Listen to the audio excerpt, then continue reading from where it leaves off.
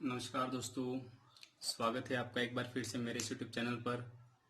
मैं दीक्षित दवे आज आपके लिए वापस अपने क्लास को कंटिन्यू करते हुए नंबर सिस्टम का पार्ट 2 लेके आया हूं। और पिछली क्लास के अंदर हमने बेसिक जानकारी प्राप्त कर ली थी। नंबर क्या होते हैं, डिजिट क्या होते हैं, किसी अंक का जो जातीय मान क्या होता है, स्थानीय मान क्या होता है। और हमने उस क्लास के अंदर आपको बता भी दिया था कि हम नेक्स्ट क्लास में क्या पढ़ने वाले हैं। तो शुरू करते हैं। आज हम नंबर सिस्टम का हमारा पार्ट 2, नंबर सिस्टम का पार्ट 2 सेकेंड पार्ट, संख्या पद्धति का। ठीक है, अब इसके अंदर हम संख्याओं को पढ़े। जो हमने बताया था कि प्राकृत संख्या क्या होती है, पूर्ण क्या होती है, उससे पहले एक छोटी सी एक कंसेप्ट वाली बात और आपके सामने बताता हूं। आपकी सारी चीजें उससे क्लियर हो जाएगी। एक होती है हमारे पास नंबर लाइन, नंबर लाइन, संख्या रेखा, संख्या रेखा। देखिए मैं यहां पे बनाता हूं। यहां पे मान लिया आप खड़े हो और ये पॉइंट होता है आपके पास में 0 लिखा। यहां पे पता है आपको 1 2 3 4 अप टू प्लस इंफिनिटी, और यहां पे -1 -2 -3 -4 अप टू चलेंगे माइनस इंफिनिटी। इंफिनिटी का अर्थ क्या हो जाएगा आपके पास में, अनंत। ठीक है, देखो ये क्यों समझा रहा हूं, क्योंकि इस चीज से आपकी प्राकृत संख्या क्या होती है, आपकी पूर्ण संख्या क्या होती है, आपकी पूर्णांक क्या होती है, वो सिर्फ इस संख्या रेखा के अंदर क्लियर हो जाएगा। आपको अलग से कुछ करने की जरूरत नहीं, बस आप जो मैं कह रहा हूं उसे ध्यान से सुनना, ताकि आपका कंसेप्ट क्लियर हो जाए। पहले तो देखो मैं आपसे एक जनरल सा प्रश्न पूछता हूं। आपने पढ़ा है 5 6 7 2, ये हमने अंक पढ़े। मैं आपसे पूछना चाहूंगा कि 5 और 6 के अंदर कौन सा अंक बड़ा होता है। तो आप हमें कह देंगे 6 बड़ा है सर ये, लेकिन कैसे कैसे। ठीक है, तो यहां पे मैं आपसे बताना चाहूंगा कि हम इसे कैसे बड़ा कहते हैं। देखो मान लो कि आप यहां पे खड़े हो और यहां से आप यहां पहुंचे 1 हो गया, यहां से फिर आप यहां पहुंचे कितना हो गया, 2 हो गया। हम 1 और 2 की बात कर लेते हैं एग्जांपल के लिए। मैंने पूछा 1 और 2 में क्या बड़ा, जैसे 5 और 6। ठीक है, तो यहां से यहां तक की जो दूरी है वो ज्यादा है, या फिर यहां से यहां तक की दूरी। तो आप कहेंगे सर यहां से यहां तक की दूरी, तो अंक कौन सा बड़ा हुआ हमारा, 2 बड़ा हो गया। वैसे ही बात करेंगे तो क्या बड़ा हुआ, 6। अब यहां पे देखो 6 बड़ा है, तो जो संख्या बड़ी होती है उसकी और मुंह खुला रखते हैं और ऐसा एक चिन्ह बनाते हैं गणित के अंदर, और इस चिन्ह को कहते हैं हम लेस देन। क्या कहते हैं, लेस देन। तो 5 लेस देन 6 मतलब 5 छोटा है 6 से। ठीक है, अब कैसे, तो आपको याद रखना है जिसकी ओर मुंह खुला होगा, ये दो साइन यहां पे हम वापस से रिपीट कर रहा हूं और आप आसानी से समझ सकते हो इसको, कि जिसकी ओर मुंह खुला हो वो संख्या बड़ा। ये एक चिन्ह और दूसरा ये। ठीक है, यहां पे आपने लिख लिया मान लो 1 और यहां पे लिखा आपने 2, यहां पे आपने लिखा 6 और यहां पे लिखा 5। तो देखो 1 लेस देन 2 ऐसा बोला जाता है। तो 2 की ओर मुंह खुला है मतलब 2 अंक क्या हो गया आपके पास में, बड़ा। यहां पे देखो सेकंड के अंदर आपने लिखा है 6 ग्रेटर देन 5, इसको क्या बोलेंगे, ग्रेटर देन। ठीक है, 6 की ओर मुंह खुला मतलब 6 बड़ा, और जिसकी ओर मुंह बंद है वो अंक क्या है आपका, छोटा। तो एक छोटे और बड़े का चिन्ह आपको ध्यान में होना चाहिए। ठीक है, हम बात करते हैं आगे संख्याओं के बारे में। देखिए आपको पता है प्राकृत संख्या होती है, पूर्ण संख्या होती है, पूर्णांक संख्या होती है। तो हम तीनों कंसेप्ट इस संख्या रेखा से समझ लेते हैं। आप याद रखना, देखो पहला कंसेप्ट है हमारा प्राकृत संख्या क्या है। प्राकृत संख्या क्या है, जिसे कहते हैं नेचुरल नंबर। क्या कहते हैं, नेचुरल नंबर। तो देखिए आपको कुछ नहीं करना, हम इसको एक छोटी क्लास से शुरू करते हैं। हम जब बच्चों को कहते हैं कि बेटा गिनती बोलना, तो वो गिनती कहां से शुरू करता है, 1 से। तो वो बोलता है 1 2 3। तो याद रखना, जिन संख्याओं की हम गिनती करते हैं, जिन संख्याओं की हम क्या करते हैं, गिनती करते हैं, वे क्या कहलाती है आपकी प्राकृत संख्या। क्या लिख देंगे, 1 2 3 4 अप टू चलता रहेगा। ठीक है, आगे की ओर अनंत तक जिनकी हम गिनती कर सकते हैं। तो यहां पे देखो आप इसको यदि लिखना चाहो तो लिख दिया हमने 1 2 3।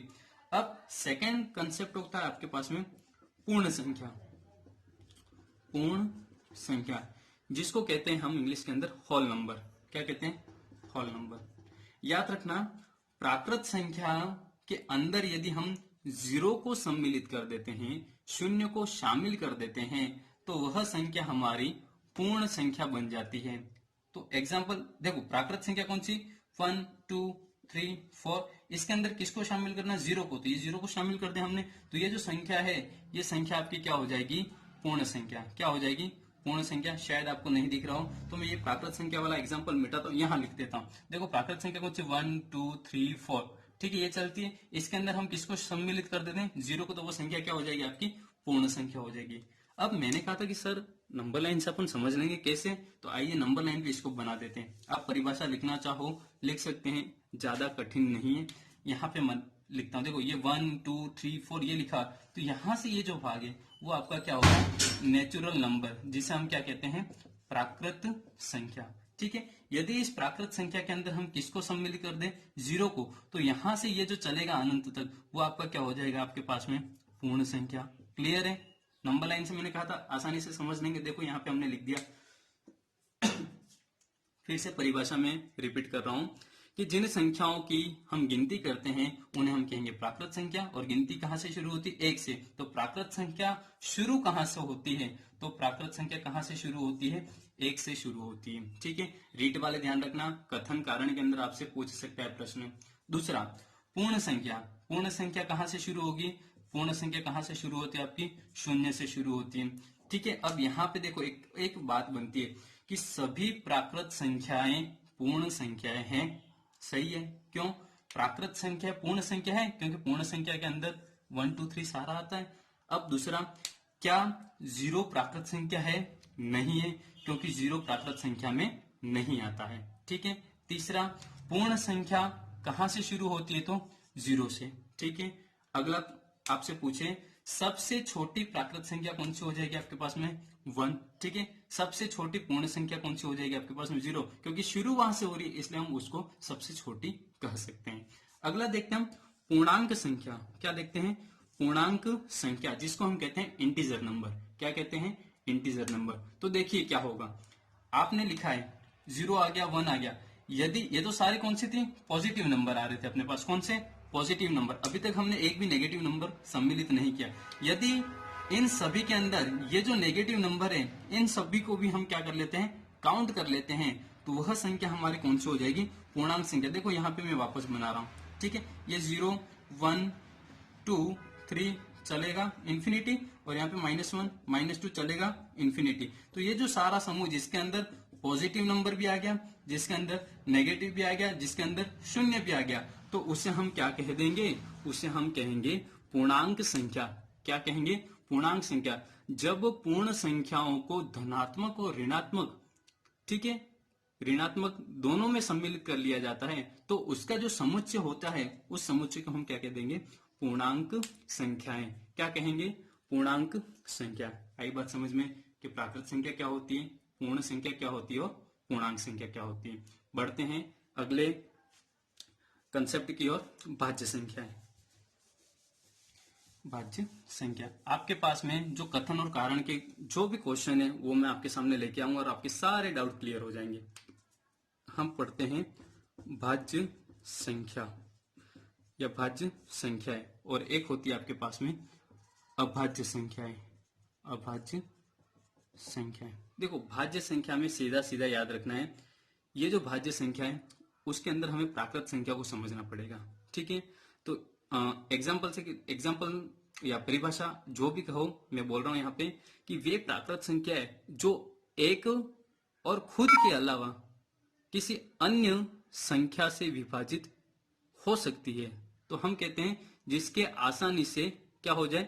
अभाज्य गुणनखंड हो जाए, उसे हम क्या कहेंगे? भाज्य संख्या कहेंगे। क्या कहेंगे? भाज्य संख्या। तो प्राकृत संख्या जो है, हमने क्या बात की? देखो एक बार फिर से अपन डेफिनेशन देख लेते हैं। वे प्राकृत संख्या जो एक से, स्वयं से तथा किसी अन्य संख्या से भी क्या हो? विभाजित हो सके, अर्थात जिसके हम आसानी से क्या कर सके? अभाज्य गुणनखंड कर सकते हैं, उन्हें क्या कहेंगे?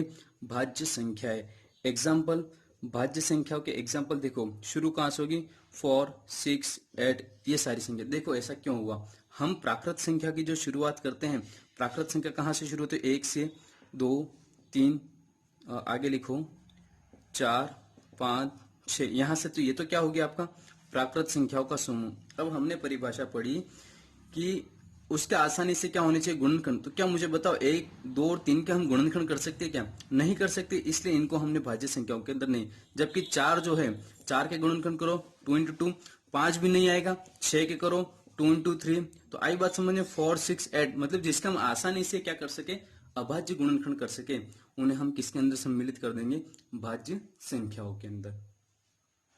नेक्स्ट है हमारा अभाज्य संख्या क्या होती है। अभाज्य संख्या भी प्राकृत संख्या का भी एक भाग है कि वे प्राकृत संख्या जो केवल स्वयं से या एक से ही विभाजित होती है और किसी संख्या से नहीं। किससे, एक तो एक से विभाजित होगी, स्वयं से विभाजित होगी, उसके अलावा किसी भी संख्या से विभाजित नहीं होती, उन्हें हम क्या कहेंगे, अभाज्य संख्या। ये प्राकृत संख्या वही देखो, अभी हमने बात कर ली कि जो भाज्य संख्या कहां से शुरू की, 4 से शुरू की। तो अभाज्य संख्या देखो कहां से शुरू होगी, एग्जाम्पल में याद रखना आप लोग, 2 है, 3 है, 5, 7, 11 संख्या ऐसे चलती रहेगी। तो देखिए यहां पे याद रखना, जितनी भी हम बात करते हैं संख्याओं की, तो यहाँ पे ये जो 2 है, हम कहते हैं 2 तो एक सम संख्या भी है, क्या है, सम संख्या। तो आप नोट डाउन कर सकते हो, यहाँ पे नोट डाल के लिख सकते हैं इस अभाज्य संख्या। बहुत ही महत्वपूर्ण अभाज्य संख्याओं से प्रश्न बनते हैं, ठीक है, अभाज्य संख्याओं से महत्वपूर्ण प्रश्न बनते हैं। याद रखना ये जो 2 है वो आपकी क्या है, एक सम संख्या, क्या है, एक सम संख्या, ठीक है, पहली चीज तो। इसलिए इस 2 को हम क्या कहते हैं, इस 2 को कहते हैं हम सम अभाज्य संख्या कहते हैं, सम अभाज्य संख्या। क्या कहते हैं, सम अभाज्य संख्या। क्यों, क्योंकि 2 एकमात्र ऐसी सम संख्या जो क्या है, अभाज्य संख्या भी है, इसलिए इसको सम अभाज्य संख्या कहते हैं।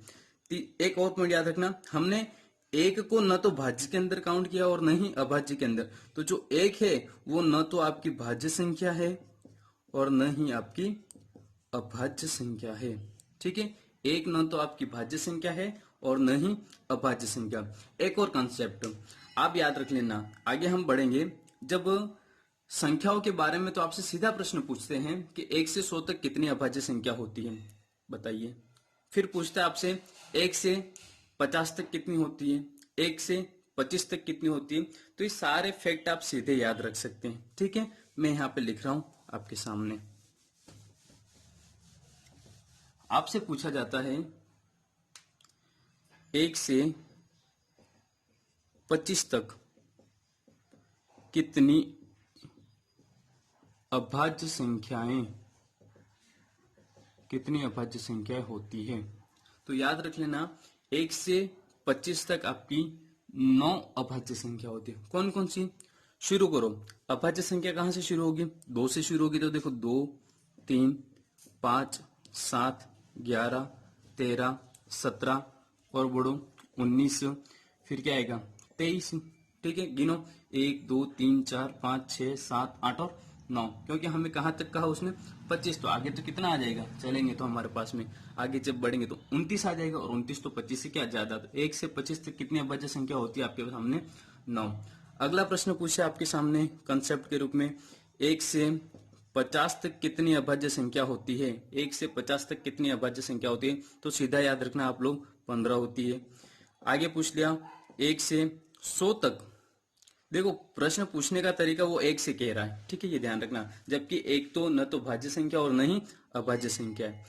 1 से 100 तक कितनी हो जाएगी, 1 से 100 तक जब आपसे पूछता है तो आपको याद रखना 25 होती है, ठीक है। आगे हम बड़े फैक्ट की ओर चले तो आपको सीधा याद रख लेना है 1 से 500 तक कितनी है, वो पूछ ले यदि आपसे 1 से 500 तक, तो आपको सीधा याद रखना 95। और 1 से आपको 1000 पूछ लेता है तो आपको याद रख लेना है 168, ठीक है। ये कुछ फैक्ट के रूप में आपको याद होने चाहिए, क्योंकि सीधा वो प्रश्न आपसे पूछ सकता है। तो ये तो बात होगी हमारी भाज्य और अभाज्य संख्या से। आगे बढ़ते हैं हम सम संख्या और विषम संख्या के बारे में। सम संख्या और दूसरा क्या पॉइंट होता है हमारे पास में, विषम संख्या। देखो सम संख्या सीधी परिभाषा कि वे संख्या है जो 2 से क्या हो, भाज्य हो, जिसमें 2 का पूरा पूरा भाग चला जाता है। एग्जाम्पल की बात करें 2, 4, 6, 8 ये संख्या चलती रहती है। 2 में 2 का भाग जाएगा, 4 में भी 2 का जाएगा, 6 के अंदर भी 2 का चला जाता है, 8 में भी 2 का भाग चला जाता है। विषम संख्या वे संख्या है जो सम संख्या नहीं है, अर्थात जिसके अंदर 2 का पूरा पूरा भाग नहीं जाता है। कौन सी? 1, 3, 5, 7, 9 ये जो सारी संख्या है वो क्या हो जाएगी? आपकी विषम संख्या हो जाएगी। क्या इसमें 2 का 9 के अंदर 2 का भाग जाता है क्या? नहीं जाता है। 3 के अंदर जाता है क्या? नहीं जाता है। तो ये सारी क्या हो जाएगी? आपकी विषम संख्या। लेकिन यहाँ पे आपसे सीधे प्रश्न पूछेगा, फैक्ट आपके सामने कथन कारण में, तो यहाँ पे आप नोट डाल के लिख सकते हो। ठीक है, जब हम सम संख्या का योग करते हैं तो रिजल्ट भी हमें क्या मिलेगा? सम। मतलब जब आप 2 सम संख्याओं का योग करोगे तो आंसर में भी आपको क्या मिलेगा? सम संख्या। एग्जाम्पल देख लो, जैसे 2 और 4 को जोड़ो, 2 + 4 आपके पास कितना आएगा? 6। 6 क्या आपकी सम संख्या? पहला फैक्ट।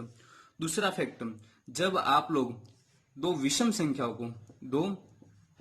संख्याओं को जोड़ते हैं तब भी जो आपका रिजल्ट है वो क्या आता है? आपका सम संख्या ही आता है। जैसे 1 और 3 को देख लो तो 1 + 3 कितना हुआ? 4 सम संख्या हुई। दूसरा देख लो आपके पास में 5 और 7 देख लो तो 5 + 7 कितना हो जाएगा आपके पास में?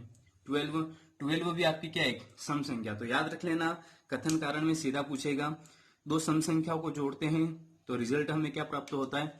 सम ही प्राप्त होता है। 2 विषम संख्याओं को जोड़ेंगे तब भी रिजल्ट हमें क्या प्राप्त होगा? आपका सम संख्या ही प्राप्त होगा। ये तो था हमारा सम और विषम से जुड़ा हुआ कंसेप्ट। आगे देखते हैं हम परिमेय और अपरिमेय संख्या क्या होती है।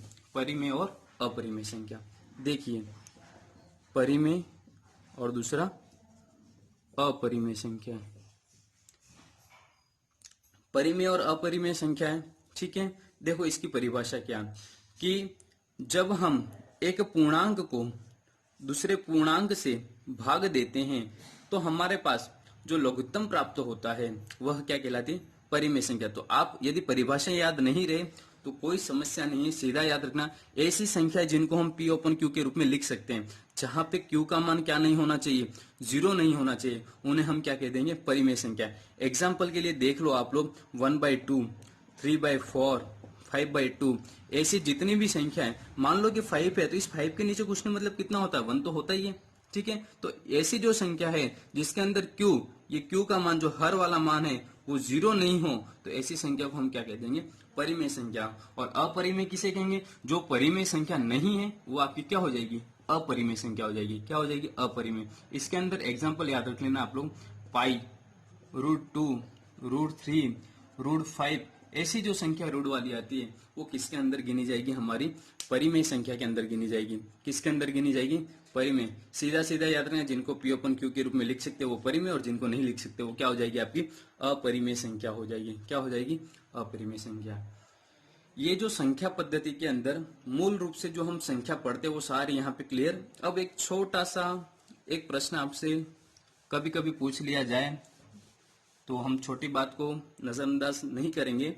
आपके सामने एक संख्या आती है पूर्ववर्ती संख्या, और एक होती है अनुवर्ती संख्या, जिसको हम कहते हैं परवर्ती संख्या। ठीक है, क्या होती है? एग्जाम्पल से समझते हैं।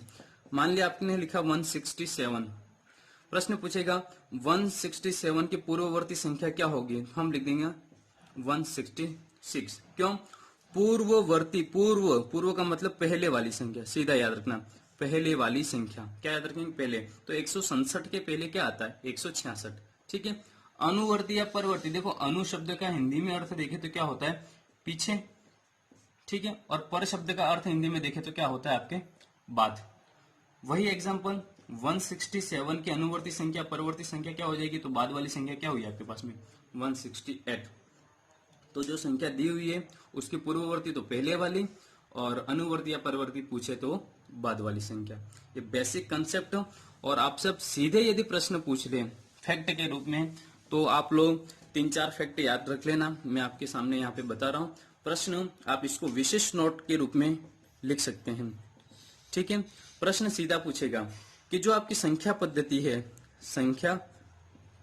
है, इस संख्या पद्धति के अंदर एक अंक वाली, एक अंक वाली कितनी संख्याएं हैं, एक अंक वाली संख्याएं कितनी हैं। तो एक अंक वाली संख्या हमने संकेत के रूप में देखे थे, तो कितने संकेत देखे थे हमने, 9 के 10 देखे थे, क्योंकि 0 को हमने यहां पे काउंट नहीं करेंगे।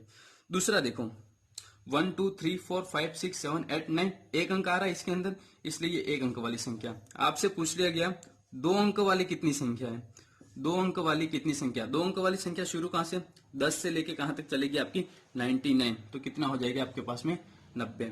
ठीक है। आपसे पूछे 3 अंक वाली कितनी संख्या होती है, 3 अंक वाली कितनी संख्या होती है, तो आपको याद रखना 900। आपसे पूछ लिया 4 अंक वाली कितनी संख्या होती है, 4 अंक वाली, तो आप क्या लिखोगे 9000। ठीक है। ये फैक्ट के रूप में आप लोग याद रख सकते हैं, जो कि बहुत ही महत्वपूर्ण है। तो ये था हमारा संख्या पद्धति का पार्ट 2, जिसके अंदर हमने प्राकृत संख्या, पूर्ण संख्या, पूर्णांक संख्या, परिमेय संख्या, अपरिमेय संख्या, भाज्य संख्या, अभाज्य संख्या, सम संख्या, विषम संख्या और उसके कुछ फैक्ट हमने पढ़ लिए हैं। ठीक है। और अब हम कोशिश करेंगे कि आपके लिए आगे इन्हीं के बेस पे कुछ जो क्वेश्चन पूछते हैं परीक्षा में, तो वो क्वेश्चन की एक सीरीज लेके आए, ताकि आपके प्रश्नों का क्या हो जाए, अभ्यास हो जाए। और वीडियो यदि आपको पसंद आया हो तो वीडियो को लाइक करें, शेयर करें, कमेंट करें। लेकिन एक बात और यहाँ पे आपको बताऊंगा, हमने जो शुरू में पढ़ा था संख्या रेखा, ठीक है, और यहाँ पे लिखा था 0 1 2 3 अप टू हम यहाँ पे चलते थे प्लस का इन्फिनिटी, और यहाँ पे -1 -2 -3 चलते थे माइनस का इन्फिनिटी तक। ठीक है। आपसे पूछे कि कोई अंक बड़ा है या छोटा कैसे, तो आप सीधा याद रख लेना, जैसे जैसे हम धनात्मक संख्याओं की ओर बढ़ेंगे वो मान बढ़ा, सीधी सी बात। और भी समझ में नहीं आए तो आप लोग देख लेना, आपके जो दायां हिस्सा है, दायां भाग, दायां मतलब राइट हैंड, दाएं भाग की तरफ आप चलोगे तो वो संख्या बड़ी। जैसे 1 और 2 में बड़ा कौन, तो दाईं ओर कौन है 2, तो 2 बड़ा। प्रश्न पूछे -2 और -1 में कौन बड़ा, तो -1 क्यों, क्योंकि -2 तो लेफ्ट हैंड में और -1 कहाँ है, राइट हैंड में। ठीक है। एक और चीज, माइनस में जो संख्या हमें बड़ी दिखती है वो वास्तव में बड़ी नहीं होती, क्या होती है, छोटी होती है।